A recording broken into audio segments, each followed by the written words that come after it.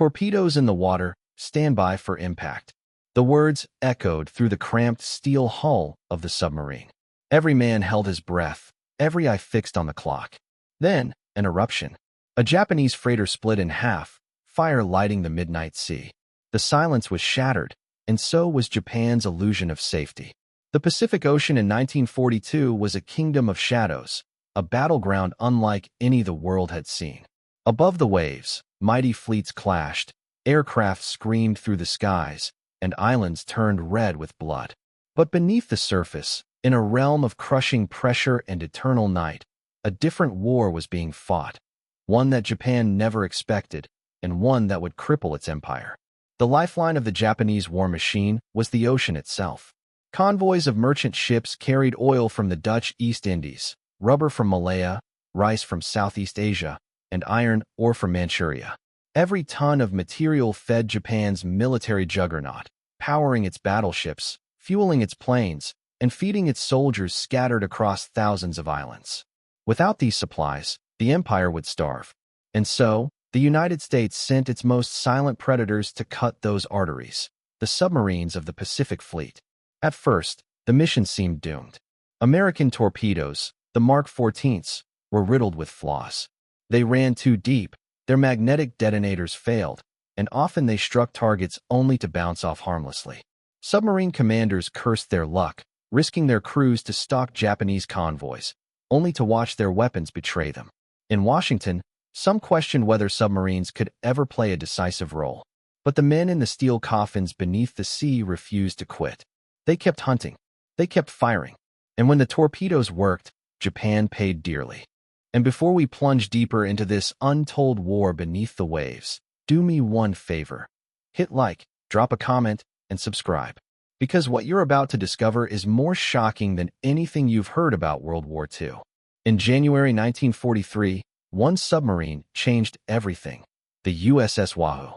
Commanded by Lieutenant Commander Dudley "Mush" Morton, the Wahoo became a legend of submarine warfare.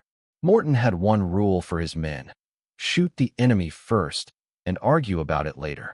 On her third patrol, the Wahoo tore into Japanese shipping in the Yellow Sea. Convoys believed to be safe under cover of darkness were annihilated in hours. Merchant ships burned, tankers rolled onto their sides, and survivors clung desperately to debris as the Wahoo slipped away beneath the waves. This was not mere harassment. It was systematic destruction. Japanese officers, trained to believe America was weak, were stunned. Reports reaching Tokyo spoke of invisible hunters that struck from nowhere, sinking ship after ship with terrifying precision.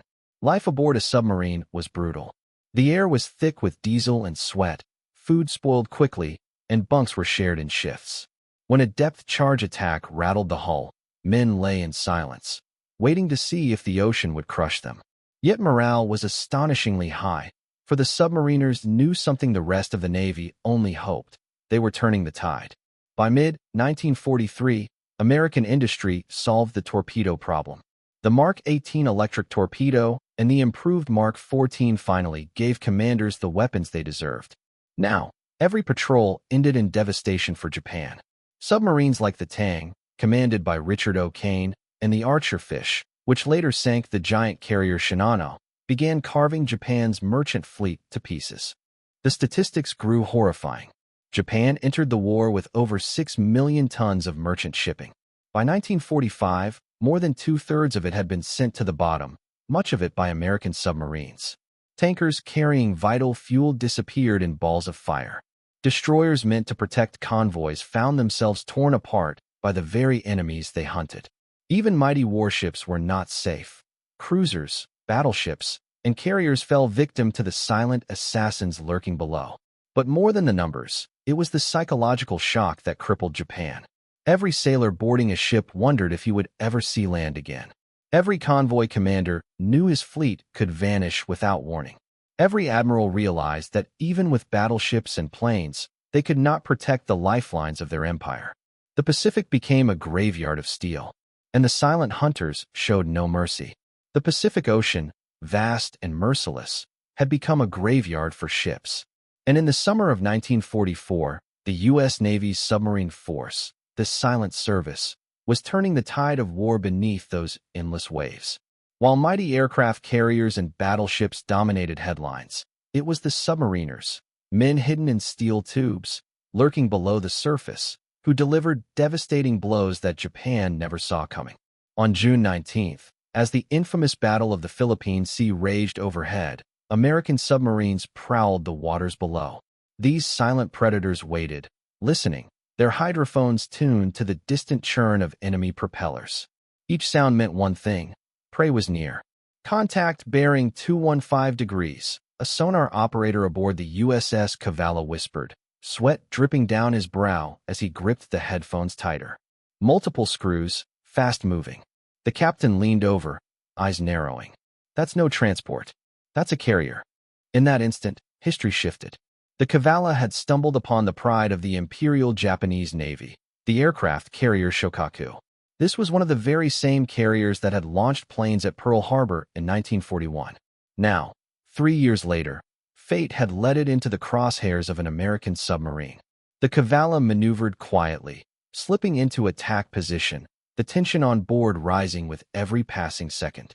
Submarine combat was unlike any other. There were no roaring engines, no charging lines of men. Only silence, patience, and the deadly precision of torpedoes waiting to be unleashed. At 11:22 a.m., the order came. Fire 1, Fire 2, Fire 3. The crew held their breath as the torpedoes streaked toward their target, invisible beneath the surface. Then, an earth-shattering explosion. A thunderous roar cracked the calm ocean as the Shokaku erupted in flames, thick black smoke billowing skyward. Within minutes, she began to list, her decks ablaze, aircraft toppling into the sea. Japanese sailors screamed, leaping into the waters, desperate to escape the inferno. "Tasakite, help us," voices cried in the chaos. But there was no salvation. By early afternoon, the Shokaku was gone, swallowed by the Pacific, taking nearly 1,300 men down with her. The Cavallo, silent once more, slipped away into the depths, leaving destruction in her wake. And this was just the beginning. But before we dive deeper into this deadly underwater war, let me pause for a moment.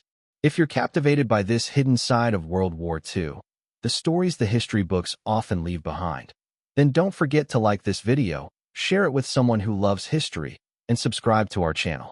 Because trust me, what comes next will shock you even more. While the Shokaku burned on the surface, another American submarine had its sights on yet another giant. The USS Albacore, lurking nearby, detected a colossal target cutting across the waves. Through the periscope, Captain James Blanchard saw it clearly. The carrier Taiho, Japan's newest and most advanced flat-top, fresh from the shipyards. It was supposed to be unsinkable, armored like a fortress. Blanchard gave the order. Torpedoes launched, white trails racing toward destiny. Seconds later, a massive detonation rocked the Taiho. At first, the damage seemed manageable. Her crew scrambled, sealing compartments, believing they could save the ship. But disaster soon followed. Fumes from ruptured fuel tanks spread through her decks, and when a spark ignited them, the carrier turned into a floating bomb. By the afternoon, she too slipped beneath the waves, claiming over 1,600 Japanese lives. In one day, just one, American submarines had done what months of surface battles had failed to achieve. Two of Japan's most powerful carriers were gone. And yet, the silent service wasn't finished. Across the Pacific, names like USS Harder, USS Darter, and USS Tang became legends whispered with awe and fear. The Harder, commanded by fearless Freddie Dealey, struck again and again, sinking Japanese destroyers at point-blank range.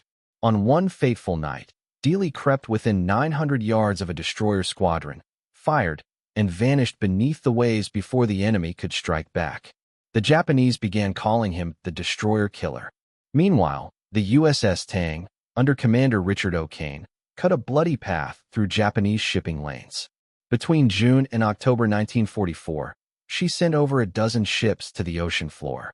Sailors aboard the Tang recalled O'Kane's words before each attack: "We strike hard, we strike fast, and then we disappear."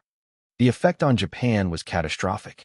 Oil tankers, troop transports, ammunition ships, all went down. With every sinking, Japan's lifeline grew thinner. Supplies to soldiers in distant islands dwindled, and fuel for warships evaporated. By late 1944, American submarines had sunk nearly half of Japan's merchant fleet, and the Japanese knew it. Survivors who made it back to shore spoke of the relentless American hunters that stalked them day and night. Invisible, unstoppable. They are like sharks, one Japanese sailor recalled. You never see them until it is too late. But for the submariners themselves, victory was never guaranteed. Depth charges rained down after each attack, rocking their boats, cracking bulkheads, and threatening to crush them under the weight of the ocean. Many submarines never returned. Entire crews vanished into the Pacific, entombed forever in steel coffins. Still, those who survived knew the risk was worth it. Because with each ship destroyed, the war in the Pacific drew closer to its end. By the close of 1944, American submarines had sunk more than 1,000 Japanese ships, strangling an empire that once sought to dominate Asia. What began as silent patrols had grown into a campaign of annihilation. And the Japanese Navy, once feared across the world, was bleeding to death beneath the waves. Yet, even in the shadow of victory, tragedy awaited. Some of the most famous submarines, and their fearless crews, would never return home. Their sacrifices, hidden in the deep, would become part of the ocean's eternal silence. And in our next chapter, we'll follow their stories, the desperate chases, the narrow escapes, and the final, haunting battles that sealed the fate of Japan's navy. The Pacific Ocean was no longer Japan's highway of conquest. It had become a killing field. By late 1944, the Imperial Navy had grown desperate. American submarines prowled shipping lanes with ruthless efficiency, sinking oil tankers, destroyers, and transports. To counter them, Japanese commanders deployed squadrons of destroyers, bristling with depth charges, determined to hunt down the underwater devils. But beneath the surface, the Americans were ready. On the night of June 21st, the USS Harder crept through Balabac Strait. The commander, fearless Freddie Dealey, peered through the periscope. Out on the moonlit horizon, 5 Japanese destroyers cut across the water, hunting for him. 5 targets, all armed to the teeth, his executive officer whispered nervously. Dealey smirked. Then we'll take the biggest bite.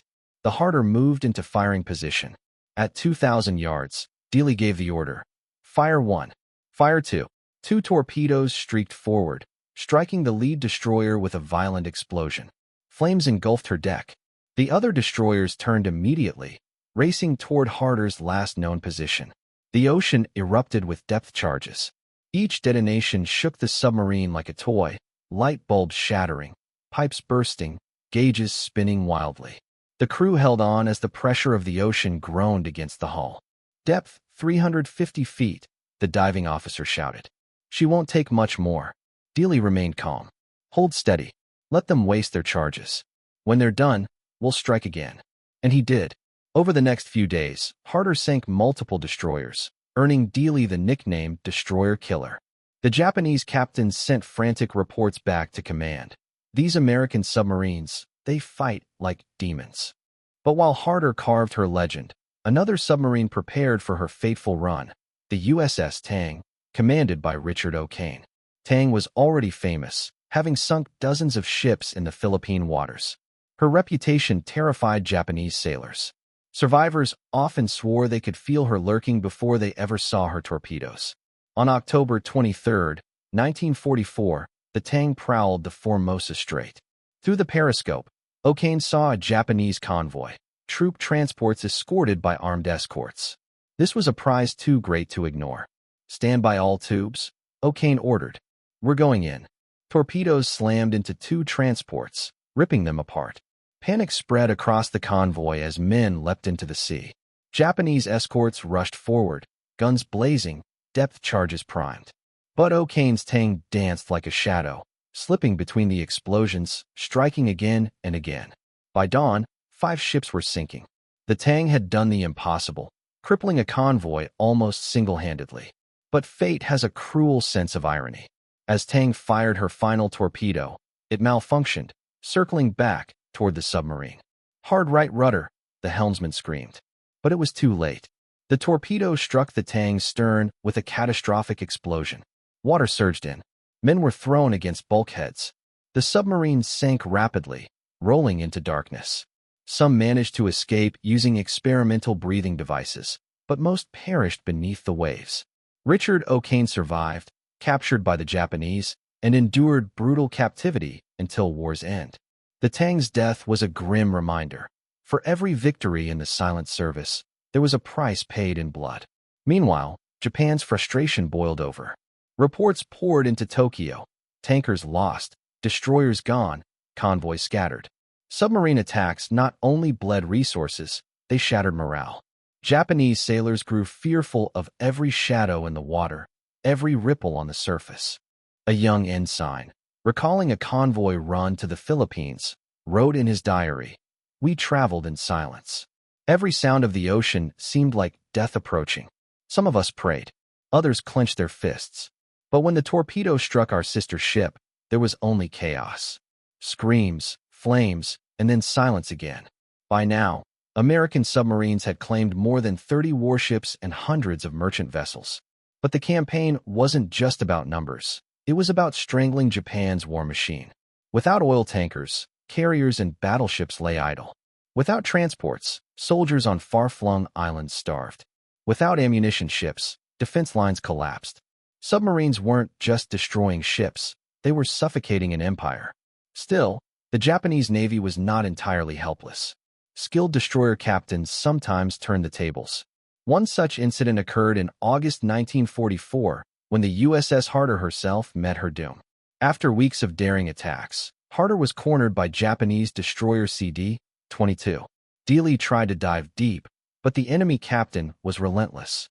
Depth charges pounded the submarine until one detonated directly above her hull. Witnesses reported seeing Harder's bow rise briefly from the ocean before vanishing forever. All 79 men aboard were lost. The Silent Service's war was always balanced on a knife's edge. One moment, triumphant hunters. The next, victims of the ocean's crushing depths. Back in the United States, the press rarely spoke of these undersea warriors. Their missions were secret, their victories classified. Families often received only brief telegrams, missing in action. But within naval circles, the submariners were hailed as heroes. Admiral Chester Nimitz himself would later declare, "We never would have won the war without the submarine force." And he was right. By the end of 1944, Japan had lost nearly 90% of its merchant fleet. The empire that had once dreamed of ruling the Pacific now faced starvation, isolation, and collapse. But the Silent Service's most daring feats were still to come. In the next part, we follow the submarines that struck at the very heart of Japan, slipping past defenses, landing spies, and even rescuing downed pilots in the deadliest waters of the war. By early 1945, the Pacific had transformed into a graveyard for Japanese shipping. What had begun as isolated submarine victories had now become a relentless campaign. Every month, American submarines claimed more tankers, freighters, and escorts, tightening the noose around Japan's neck. But this wasn't just a matter of numbers. It was a strategy, a deliberate attempt to starve the empire of resources. Oil, rice, steel, rubber, all lifelines carried across the Pacific were vanishing beneath the waves. At the heart of this campaign were daring men in steel coffins, gambling their lives every time they slipped beneath the surface. Commander Eugene Fluckey stood at the periscope, scanning the convoy ahead. The moonless night offered perfect cover. Dozens of freighters, escorted by destroyers, plowed steadily toward Japan. Fluckey turned to his crew. "Gentlemen, this is the jackpot. We'll strike them where it hurts." The torpedo room came alive with frantic activity. Tubes were readied. Men whispered prayers as the order came. Fire 1. Fire 2. Fire 3. The torpedoes streaked silently through the water. Seconds ticked by like hours. Then, impact. A freighter erupted in flames, its deck collapsing into fire. Another torpedo found an escort, splitting her in half. Japanese destroyers rushed forward, guns blazing, dropping depth charges with furious precision. The USS Barb dove deep. Inside the sub, bulkheads groaned as shock waves battered the hull. Crewmen clutched pipes and railings as instruments rattled violently. One sailor muttered, "This is it, boys. This is the one that takes us." But Fluckey was unshaken. "Hold steady. When they reload, we'll strike again. And he did. That night, Barb sank multiple ships, slipping away under the cover of chaos. Flucky would later receive the Medal of Honor. But for the Japanese sailors who survived, the memory of that fiery night haunted them forever. The Japanese Navy, once feared across Asia, was now humiliated.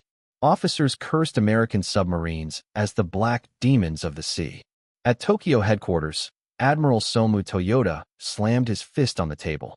If this continues, our fleets will rot at anchor. We cannot fight without oil.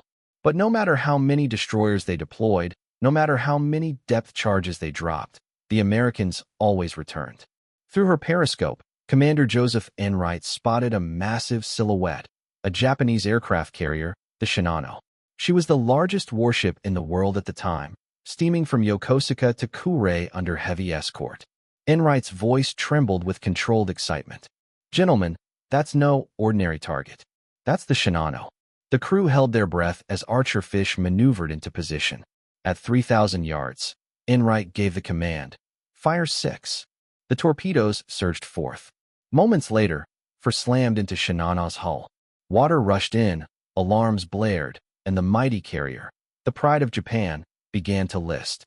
Within 7 hours, she capsized and sank, taking over 1,400 men with her. For the Japanese Navy, it was an unthinkable humiliation. Their greatest ship destroyed before she could even see combat by a single submarine. The psychological toll was enormous. Survivors of torpedo attacks carried stories back to the homeland. Tales of ships splitting in two, of comrades drowning in burning oil, of convoys that vanished overnight.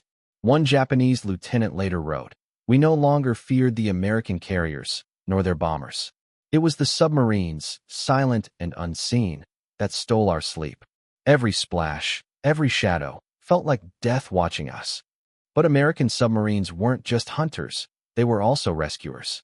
In January 1945, during air raids over Formosa, dozens of U.S. pilots were shot down.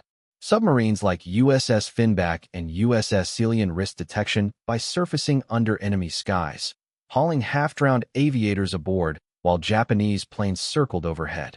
One pilot, rescued after days adrift, recalled climbing aboard the submarine deck. "I was ready to die out there. When that hatch opened, and I saw those sailors reaching for me, it was like seeing angels." These daring rescues only added to the submariners' legend, ghosts beneath the sea who could kill or save with equal daring. By now, Japan's merchant fleet was a shadow of its former self. Once numbering over 6 million tons of shipping, by spring 1945, less than 1 million tons remained. Factories stood idle without coal. Tanks and planes lay useless without fuel. Soldiers on distant islands starved, cut off from supplies. American submarines had succeeded where bombers and battleships could not. They had strangled an empire. In a dimly lit bunker, Japanese staff officers studied supply charts. Lines of red ink cut across the page. Oil reserves, nearly gone. Food shipments, interrupted. Ammunition, critically low. One officer sighed bitterly. "The submarines have done more damage than all of America's armies." Another muttered, "We cannot fight shadows. The ocean belongs to them now." As the silent service continued its deadly patrols, the Japanese Navy found itself trapped in its own waters. Without fuel, carriers remained in harbor. Without transports, garrisons starved. The once proud empire of the rising sun was collapsing, not with a single decisive battle, but with 1,000 cuts delivered beneath the waves. And still, the submariners pressed forward, daring, relentless, and unseen. The final act of the submarine war would not only seal Japan's fate, it would reveal just how powerful silence could be in a world of thunder and fire. By mid-1945, the Pacific Ocean was no longer a highway of empire for Japan. It had become a killing ground. What remained of their merchant fleet sailed under constant fear, hugging the coastline, creeping through night fogs, escorted by desperate destroyers whose fuel tanks were nearly dry. But it made no difference. The American submarines were waiting. The sonar pinged faintly in the control room. A nervous radio man leaned toward his console. "Contact bearing 170. Multiple screws. Slow speed." Commander William Stovall straightened, his jaw tightening. "Convoy moving north." Through the periscope, the outlines appeared. 3 freighters, lumbering across the water, escorted by 2 destroyers. Their decks were crowded with supplies, fuel barrels lashed down, crates stacked high. Stovall whispered to his executive officer, "That's not just cargo. That's their last breath." The order came quietly but firmly. "Open outer doors. Fire 3, fire 4, fire 5. Moments later, geysers of water and fire tore the sea apart. A freighter listed hard, spilling men and crates into the ocean. Another groaned, split, and sank bow first, its propellers thrashing air before vanishing. The Japanese escorts counterattacked, racing across the waves, depth charges tumbling from their sterns. Inside Tangier, the crew braced as the ocean roared around them. Metal screamed under pressure. Dust rained from the ceiling. A sailor muttered, "They'll crush us to tin cans." But Stovall only smiled grimly. "They're running on fumes. They can't chase us for long." He was right. Hours later, the destroyers turned back, fuel nearly gone. Tangier escaped, leaving wreckage and fire on the horizon. For Japan, these losses were catastrophic. It wasn't simply ships that sank, it was the lifeblood of the empire. Oil from the Dutch East Indies, rice from Burma, rubber from Malaya. All were meant to feed the war machine, but now lay rusting on the seabed. Even the most elite naval units found themselves crippled. The great battleship Yamato, pride of Japan, sat at anchor for months, her guns silent, her massive engines dry. She was the symbol of a navy strangled by hunger. A tense meeting filled the war room.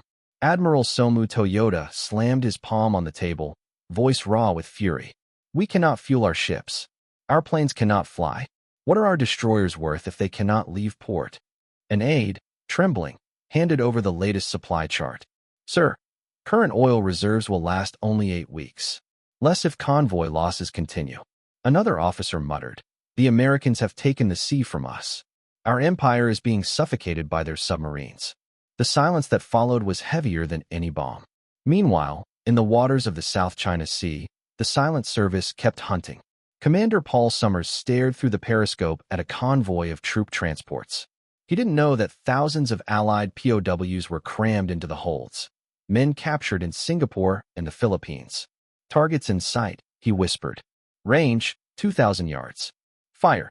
The torpedoes streaked forward, striking 2 transports with brutal force. One capsized quickly, the other burned fiercely.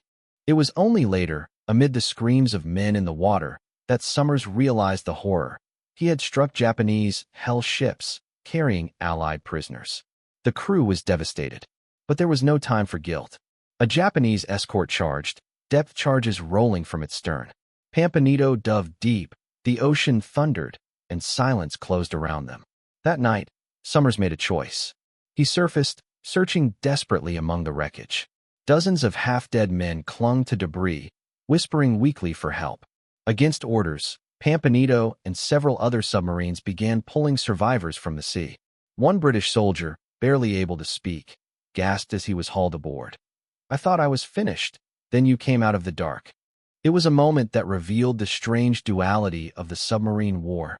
Death for some, salvation for others. By 1945, the statistics were staggering. American submarines, just 2% of the U.S. Navy, had sunk over 1,300 Japanese merchant ships and more than 200 warships, including cruisers, destroyers, and even aircraft carriers. 30 ships were destroyed in a single month at the peak of the campaign. To the Japanese, it felt like annihilation.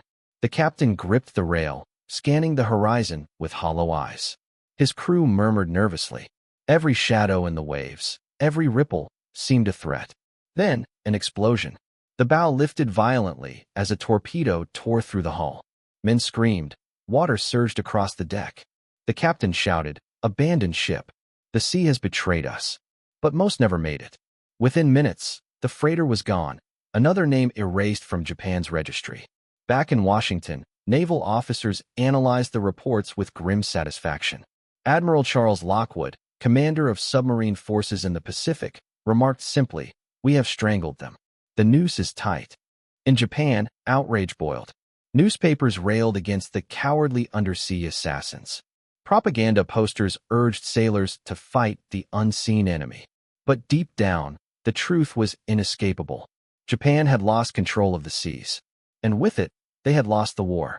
The submarines had done what no bomb, no battleship, no army could do alone. They had cut the Empire's arteries, leaving it to wither and collapse. But the story was not over. For in the coming months, the submariners would witness the final collapse of the Japanese Navy and the last desperate convoys that carried an empire's dying hope. By 1945, the once mighty Imperial Japanese Navy had been reduced to a shadow of its former self. What began as an unstoppable fleet that terrorized the Pacific had now been cornered, bled dry by relentless submarine attacks.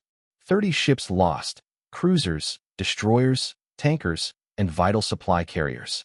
And with every sinking, Japan's war machine gasped for air. On the decks of American submarines, the crews felt both triumph and disbelief. What they had accomplished with stealth and steel was rewriting naval warfare. Submariners, once considered the underdogs compared to aircraft carriers and battleships, had proven themselves as decisive instruments of victory. Captain Slade Cutter, whose USS Seahorse alone sank 19 enemy ships, later recalled, "Every time a tanker went down, I knew Japan's planes would be grounded, its ships left waiting. We weren't just sinking steel, we were sinking the empire." But while American submarines celebrated, Japanese officers faced humiliation. Admiral Shigeru Fukudome, who had once boasted of Japan's invincible fleet, now admitted, "We underestimated the American submarine. They starved us before they struck us." The devastation wasn't just material, it was psychological. Japan's soldiers on distant islands, once supplied with food and ammunition by these very ships, now found themselves abandoned. Diaries recovered after the war revealed their despair. "We wait for ships that will never come. Hunger is our enemy now, not the Americans." Meanwhile, on American soil, newspapers printed bold headlines. "Subs strangle Japan." The American public, largely unaware of the brutal, suffocating war beneath the Pacific waves, began to realize the hidden contribution of the silent service. Yet, behind the victories lay sacrifice. More than 50 American submarines never returned. Thousands of sailors lie entombed beneath the sea, their steel coffins a reminder of the price of victory.